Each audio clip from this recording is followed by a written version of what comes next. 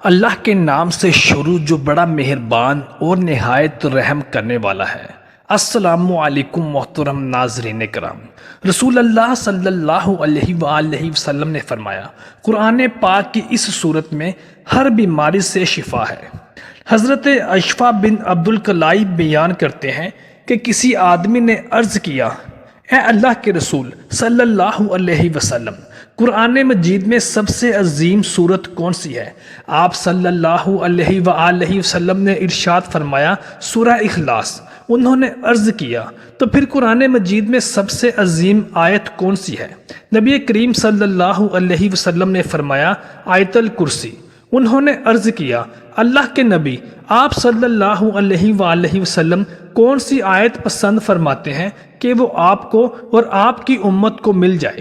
نبی کریم صلی اللہ علیہ وآلہ وسلم نے ارشاد فرمایا، سورہ بقرہ کا آخری حصہ، کیونکہ وہ اللہ تعالیٰ کے عرش کے نیچے اس کی رحمت کے خزانوں میں سے ہے جو اس نے اس امت کو عطا فرمائی ہے، اور وہ دنیا اور آخرت کی تمام بھلائیوں پر مشتمل ہے۔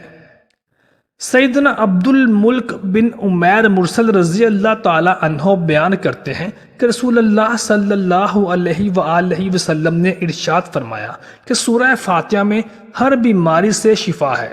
نبی کریم صلی اللہ علیہ وسلم نے سورہ نصر کا ایک ایسا خاص عمل پیش کیا جس کے کرنے سے انشاءاللہ آپ اللہ رب العزت سے جو دعا مانگیں گے، اللہ رب العزت آپ کی ہر دعا کو قبول فرمائیں گے اور آپ کو کامیابیاں ہی کامیابیاں عطا فرمائیں گے۔ لیکن سورہ نصر کا یہ خاص عمل جاننے سے قبل آپ سے درخواست ہے کہ درود پاک پڑھ لیجئے اور پاک صاف ہو جائیے۔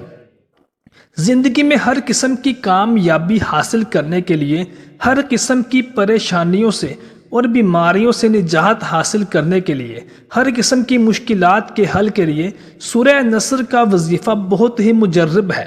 سورہ نصر کا وظیفہ کرنے والوں کو زندگی کی سب سے بڑی کامیابی کیسے مل جاتی ہے؟ سورہ نصر کی پہلی آیت اذا جاء نصر اللہ کے لفظ نصر کو اس سورت کا نام قرار دیا گیا ہے۔ اس سورہ نصر کو پڑھنے سے آپ کے لیے ہر میدان میں کامیابی کے دروازے کھلیں گے، اور لکھا ہے کہ اس سورت کو ہر روز 7 مرتبہ پڑھنے سے انشاءاللہ عز و جل ہر بلا سے، ہر مصیبت سے محفوظ رہے گا اور فتح اور مدد میسر ہوگی۔ اور اگر کوئی اس سورت کو روزانہ پڑھے تو دشمن پر فتح یابی حاصل کرے گا، اور اگر کوئی اس سورت کو رنگ پر کنندہ کر کے جال میں لگا دے تو اس جال میں مچھلیاں بھی خوب آئیں گی۔ سورہ نصر کے مزید خواص اور فضائل احادیث میں وارد ہوئے ہیں۔ تقریباً ہر مسلمان کو یہ سورت زبانی یاد بھی ہوگی۔ اس کا ترجمہ کچھ یوں ہے کہ جب خدا کی مدد اور کامیابی آن پہنچی اور آپ صلی اللہ علیہ وسلم دیکھیں گے کہ لوگ گروہ در گروہ خدا کے دین میں شامل ہو رہے ہیں، پس تم اپنے پروردگار کی تسبیح اور حمد و ثنا بیان کرو اور اس سے استغفار کرو کہ وہ بڑا ہی توبہ قبول کرنے والا ہے۔ سیدنا ابن عباس رضی اللہ تعالی عنہ کا بیان ہے کہ یہ قرآن مجید کی آخری صورت ہے، یعنی اس کے بعد کوئی بھی مکمل صورت حضور پاک صلی اللہ علیہ وسلم پر نازل نہیں ہوئی۔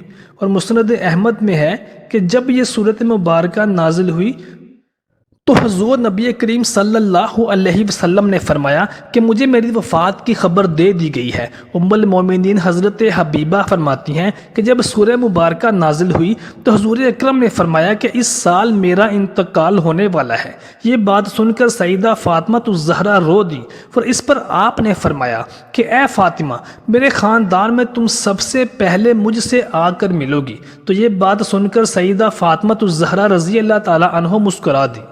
ابن عباس رضی اللہ تعالی عنہ فرماتے ہیں کہ مجھے سیدنا عمر بن خطاب رضی اللہ تعالی عنہ غزوہ بدر میں شریک ہونے والے بڑے بڑے شیوخ کے ساتھ اپنی مجلس میں بلاتے تھے۔